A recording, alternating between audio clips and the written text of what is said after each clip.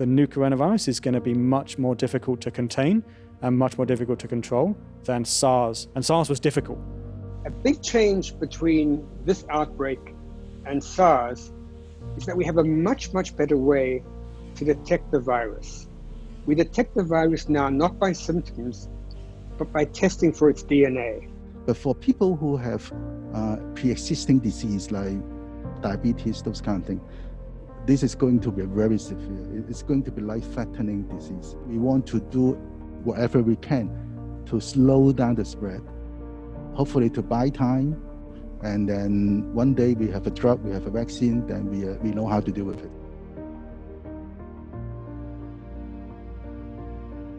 You probably need to trace and isolate 80% of an individual's contacts to have an 80% chance of stopping growth. This is the kind of things where we need everybody. We need politicians and political leaders, absolutely. We need a scientist.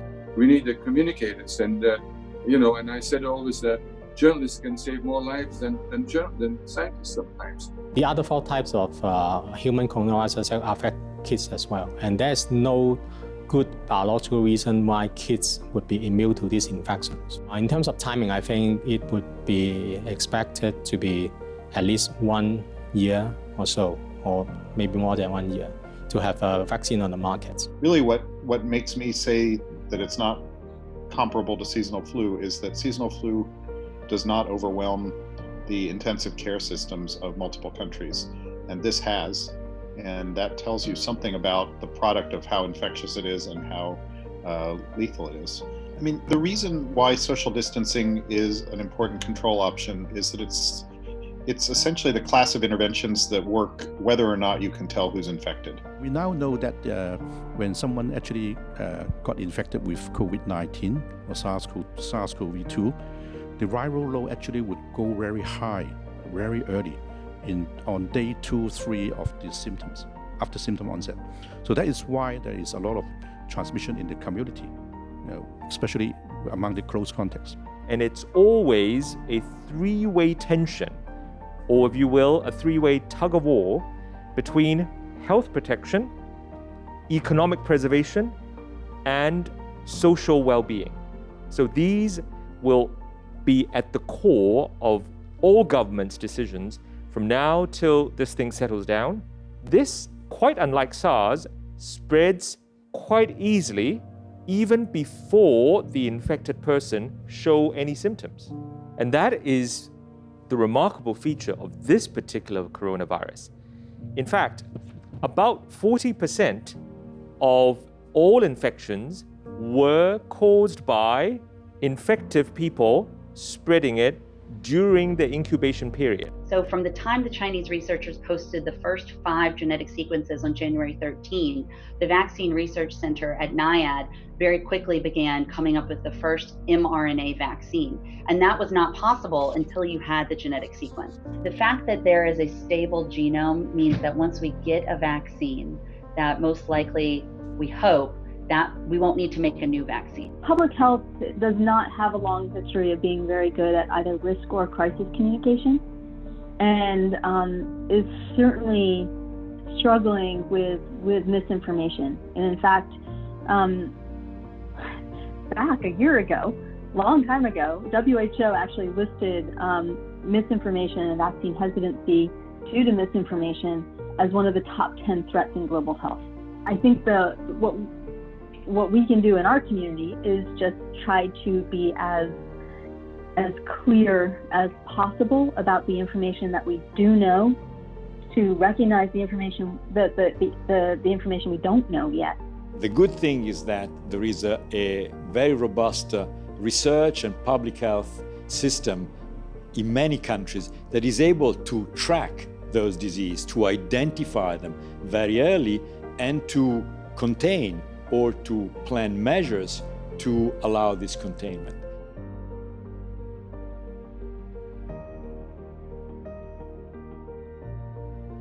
You can't keep these countries locked down indefinitely, both because of economic and social issues. But what it did, in locking it down, it allowed us to buy time to get much more testing in place so we can test much more if we do get a flare-up, and much better hospital resources in place.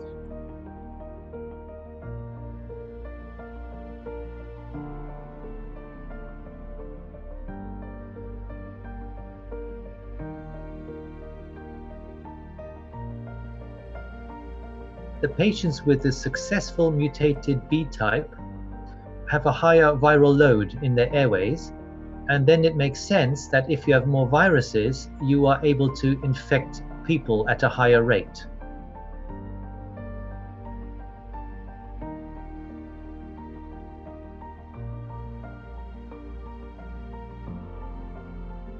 So I think the lesson is that a single nation is at the mercy of its neighbors, in a sense that you have to take this action collectively. Otherwise, you really risk experimenting with a virus and you don't know which way it's going to mutate. It might seem harmless to begin with, but who knows what it can turn into. This meeting that we're having tonight is really emblematic of the kind of cooperation and collaboration and communication that's occurring around the world. We need different approaches. There's about 145 vaccines now that are under investigation, and on average only about 1 out of 100 make it all the way through the rigorous trials that are necessary for FDA approval. Children who have active infection from SARS-CoV-2 do not present in the same way adults do. And in particular, they alerted us that children often present with abdominal complaints. We're starting to see a growing concern about children's emotional, behavioral, and mental health issues, as well as new issues that have been confronted with isolation and fear, and the concerns about lack of learning and lack of sort of standard approaches. I can say today that we have 2 therapies that we know work, remdesivir and dexamethasone. Both of those have been shown in clinical trials to have real benefit for hospitalized patients. And so I think our treatments for this are getting better. And then we are making incredible progress on vaccines. Usually it takes 5 to 10 years, sometimes longer, to develop a vaccine. I've already alluded to the idea that I believe by sometime in early 2021, we will have a vaccine. And once we get into phase 3 trials, I would not be surprised if 3 or 4 or even more vaccines end up meeting the criteria for safety and effectiveness. As long as being diagnosed early, that's the key. Don't wait, later, then you go to hospital to check. So the testing, the early testing is the key as well.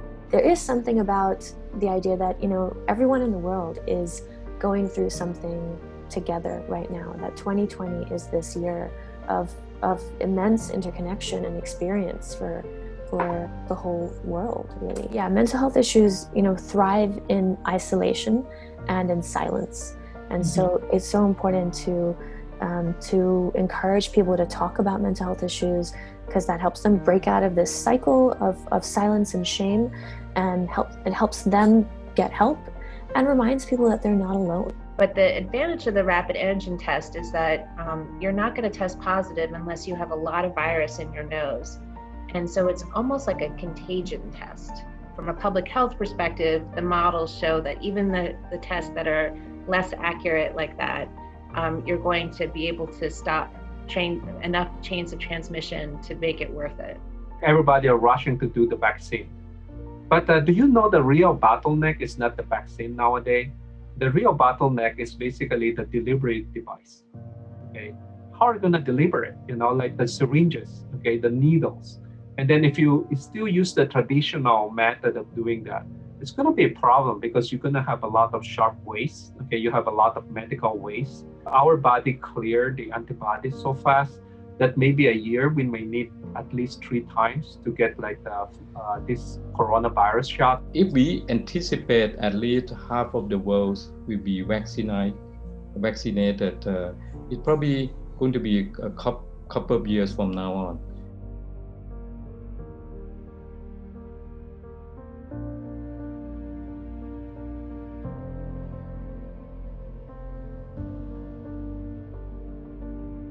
在缺乏一些这个不确定性的时候啊，包括有没有人传人啊，它的这个传播速度有多快啊，死亡率有多大呀？我们宁愿信其有，不要信其无啊。Viruses and this particular virus mutate, and particularly RNA viruses. In fact, this virus has had over 4,000 mutations already identified. But most of the time, the mutations don't make a difference. The reason why the UK one has gotten so much attention is because it's been estimated that it has made the virus easier to transmit between people. We might all hope that it becomes the magic bullet and life will go back to normal, but I suspect there will be new things we learn as the vaccine and the different technologies are rolled out. But I think it is important for us to have public and also transparent information about each vaccine so that people understand what technical platform they are in and what are some of the possible complications. Fortunately, with the Pfizer-BioNTech vaccine, it's still very effective both against the original wild strain, the British strain, and also the South African strain. So at the moment, we can keep the disease at a manageable level. But again, I say, really, vaccines are the only real solution if we're going to open up the economy and open up the society. Because once there's movement of people in and out of the area, the country and so on, that's obviously going to be dangerous for producing outbreaks of the disease. This feels completely different to anything I've ever experienced. What I would say is we have a repertoire of scientific tools and that we didn't have before. So one of the big differences for me is the speed at which vaccines have been developed. So the mRNA vaccines are an incredible scientific leap forward. And that's going to actually influence a lot of our infectious diseases control in the future because it can be adapted to other diseases. Vaccines will protect against severe illness and death in the majority of people, even if they have a variant. But people may still get infected and they may still transmit it. The Delta variant is transmitting very efficiently, and therefore vaccines alone are not adequate. So even in countries that have high rates of vaccination, we still need the universal masking, especially when we're in indoor settings. We still need the other public health measures, the ventilation, attention to ventilation, and respiratory hygiene, as well as continued testing and surveillance on parts of governments, as well as the quarantining and isolation and other things that we had been doing all of last year. There's also, because I think this first pandemic in the social media age, there's this what we call infodemic, a huge amount of information out there that people have access to through the internet, through social media, through all the different channels. Some of it is credible and good, proper information. A lot of it is not. It's misinformation or willful disinformation. Something can arise anywhere in the world, and before you know it, it becomes a pandemic unless early action is taken. And so I think that realization that it is in the self-interest of every country to make sure that every other country's capacity to prevent, to detect, and to respond to these kind of biological threats, which are going to arise in the future as well. This is not going to be the last pandemic. It has extensive mutations that allows the virus to escape from antibodies elicited by vaccination and by previous infection. And so the vaccine efficacy, which for some of the better vaccine have been up to 95%, now against Omicron drops to 30 to 40%. So that's another property of this virus. Of course, with a vaccine booster shot, say the third shot with the better vaccines, then the protection is restored back to about 80-85%. We now have had 3 coronavirus outbreaks in the last 20 years. And so there's a major lesson there. More will come. People have this impression that Omicron is mild. I think that's sometimes a false impression. Actually, Omicron is not particularly mild, but if you've been vaccinated, it is relatively mild because the vaccine mitigates the illness. And I think the model that they've got in Singapore would actually be an excellent model for Hong Kong to exit, or for Taiwan, or for other places, Australia, New Zealand as well, who are looking to exit from zero COVID. You get the vaccination coverage really, really high. You communicate with people that they are going to face the risk of COVID, and they would probably be better for them if they were vaccinated. I think with a high vaccine coverage, the rationale for zero COVID is much weaker than it was maybe a year ago. And I really think for Hong Kong, one of the serious options is to try to gradually relax all the public health measures after the fifth wave, and aim to get back to something like normal. And I think that would be feasible.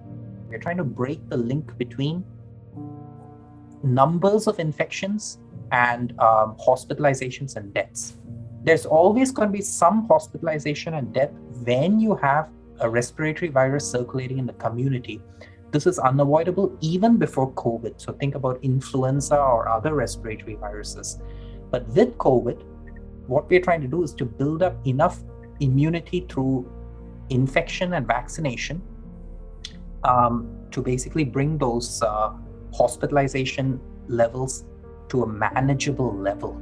So you can't think about testing as a solution. Testing is not about treatment. Testing is about finding more cases. So how do you work with your social institutions, whether it's your churches, your trade unions, your social welfare organizations, your educational institutions, everything, because different parts of the community will trust different institutions in the community. And fundamentally, trust is absolutely the most important thing, because people have to understand, they have to own their behavior, and they then will have the motivation to be part of that community response. Trust is a big thing. You're going to get much more compliance, and it's going to mitigate mental health issues if you feel that you trust the people making the decisions. With this this pandemic, the world has gone through it, the whole world. And I think that we can become, hopefully, united in that, and that it can just reassess ourselves as human beings.